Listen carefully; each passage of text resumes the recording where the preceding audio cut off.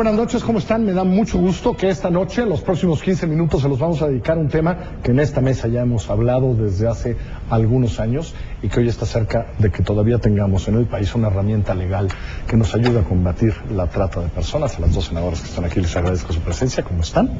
Muy bien. ¿Por qué necesitamos otra reforma a la Ley General contra la Trata de Personas? Esa sería la primera pregunta. Bien. La Constitución mandata al Congreso de la Unión a aprobar una ley general que defina los tipos de sanciones penales en materia del delito de trata de personas. Y esta ley que tiene como objeto justamente este mandato de la Constitución tiene serias deficiencias. Hay que entender que es una ley de naturaleza penal, por eso lo quise expresar, y entonces tenemos que garantizar que sea eficaz para los operadores de justicia. Hoy no lo es. Hoy no lo es. Hoy no lo es. ¿Por qué no lo es? Bueno, tenemos dentro de las deficiencias, por ejemplo, la falta de definición del bien jurídico tutelado.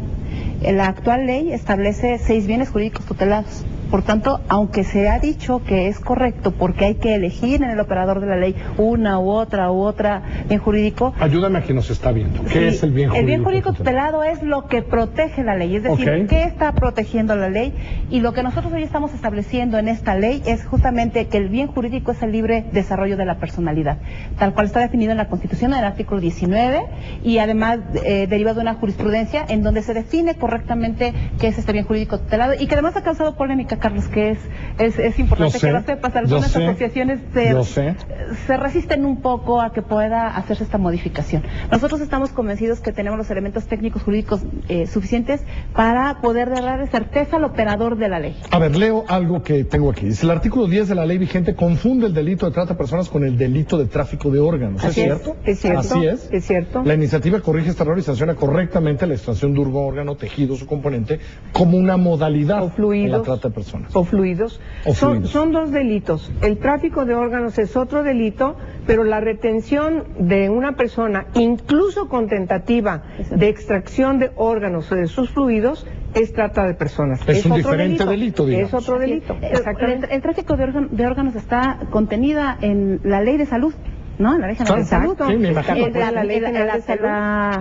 La extracción de órganos para fines de trata, está justamente la Ley de Trata de Personas. Son cosas distintas y eso es lo que no se puede permitir en una ley, que tenga tantas confusiones que entonces el operador termine diciendo ¿a cuál me voy? ¿Cómo lo hago? Eso sí genera impunidad. Eso sí genera que los delincuentes estén en la calle. Eso sí genera que no haya tratantes que estén detenidos.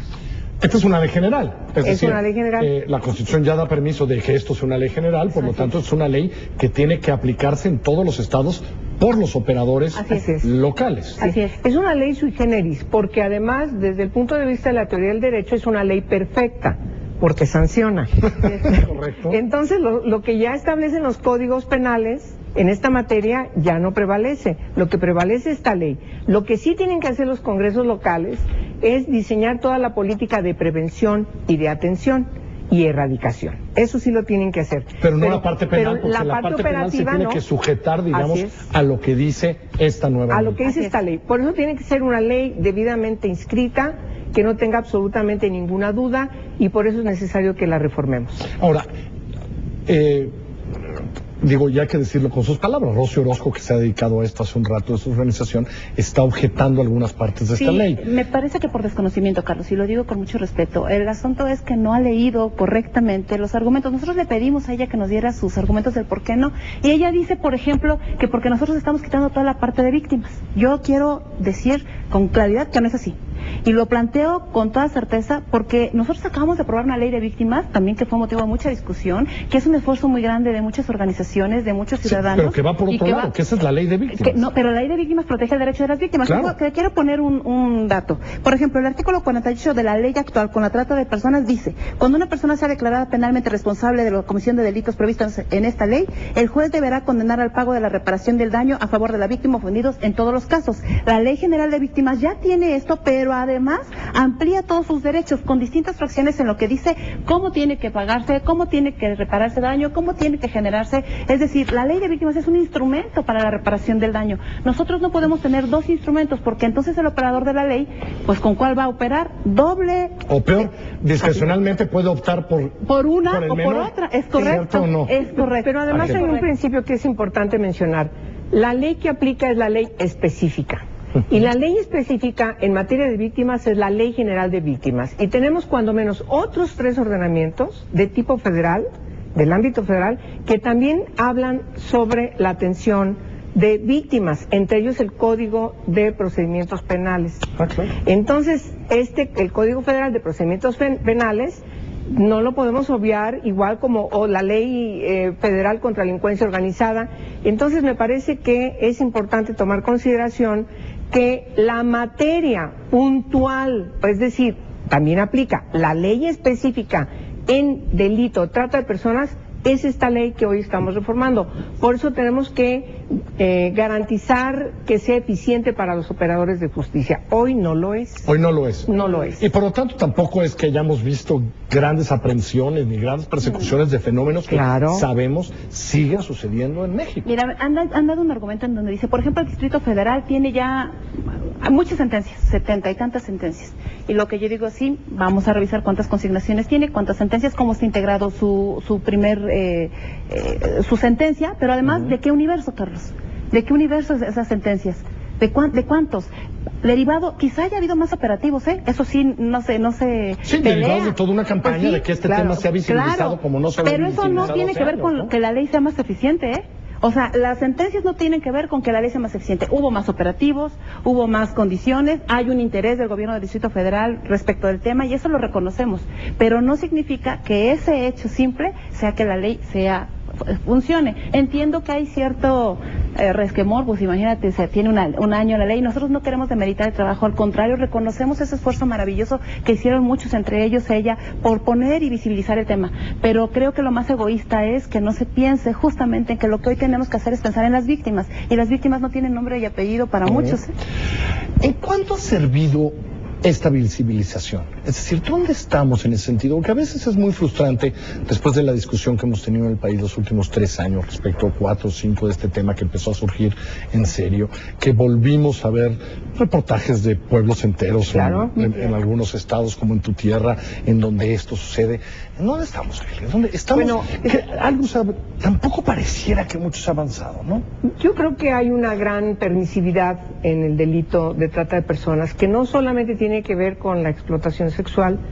El caso dramático de jornaleros agrícolas es verdaderamente patético. Estamos hablando de miles de personas que están invisibilizadas, que son trasladadas del estado más pobre, la región más pobre del país, a las zonas encerradas literalmente en ranchos y donde ponen a trabajar a niños pequeños. Eso es trata de personas. Que es trata de personas y que además por primera vez hoy nosotros estamos visibilizando en la ley la primera infancia, es decir, niños de 0 a 6 años. El ejemplo que pone la senadora Angélica Lapeña es fundamental. Los niños que están en esas condiciones, que se van llevados por sus papás en condiciones verdaderamente complicadas y cuyas condiciones no son las mejores para que esté un niño. Hoy por primera vez la ley lo incluye la primera infancia, Carlos. ¿El matrimonio forzado? El matrimonio forzado. Que hay que decirlo, el matrimonio forzado, uno lo imagina y lo conoce en lugares como la India, por ejemplo, donde el matrimonio arreglado, le llaman ellos, forzado, en China, en algunas partes, bueno, que en México existe. Existe, padres que casan a niñas de 12 años, 10 años por el trueque de una mercancía, y que no se vuelve a saber qué pasa con ellas. Ese es trata de personas, y pasa todos los días, y lo aceptamos. ¿Y esta ley va a ayudar? Ahora lo va a tener porque lo integramos en las reformas. La servidumbre costumbrista, que por ejemplo también está. ¿Qué es la servidumbre costumbrista? Por ejemplo, en esas comunidades en donde por usos y costumbres a la niña se le dice, bueno, ahí te va por 20 días, por un mes, por 2 meses, regálame una vaca o dame un jarrón de pulque, ¿no? Eso para es, que trabaje,